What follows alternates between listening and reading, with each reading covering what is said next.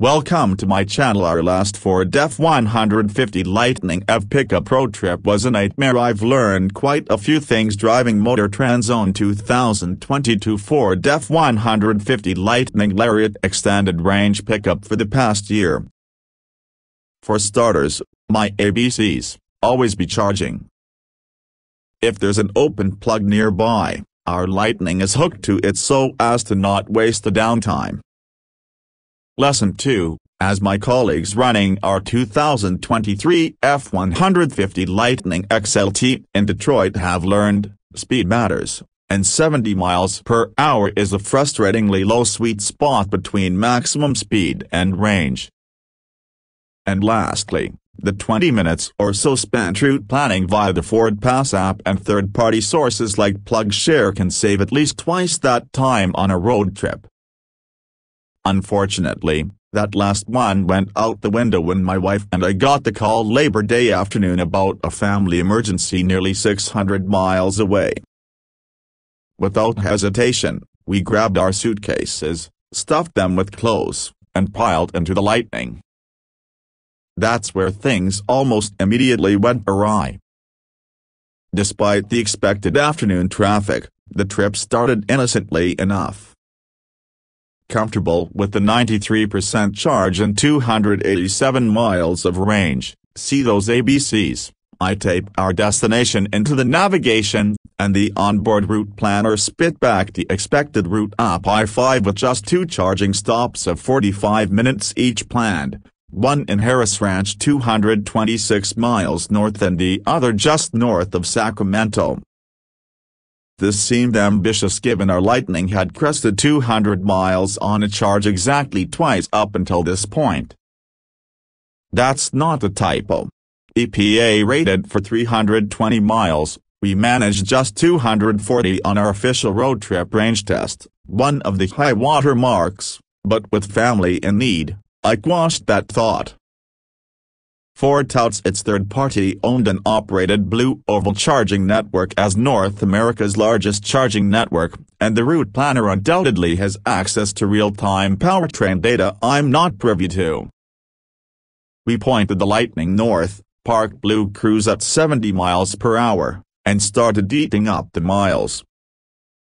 We pulled off I-5 with 37 miles of range and a 14% charge, navigated through the 98 Tesla supercharger stalls, dodged the holiday crowd stopping for dinner, and found the distinctive green glow of Harris Ranch's 6 Electrify America towers. 2 were occupied by charging vehicles, one was completely offline with its screen dark, and one showed a charger unavailable message, but the final 2 appeared to be online. We plugged into the first open tower. Yet despite futzing with the connector a few minutes, the charging session wouldn't start. I reached over to grab the cable from the adjacent charger to try that. No dice. The ChargePoint app said there was one tower open, so we loaded back up, raced past the growing line of cars waiting to charge, and crossed the freeway. I slipped our massive Lightning in between a charging Nissan Leaf and Chevrolet Bolt and plugged in. Nothing. This charger was down, too. Defeated, demoralized, and out of options, we ran back to the busted Electrify America chargers and hopped in line behind a BMW i4.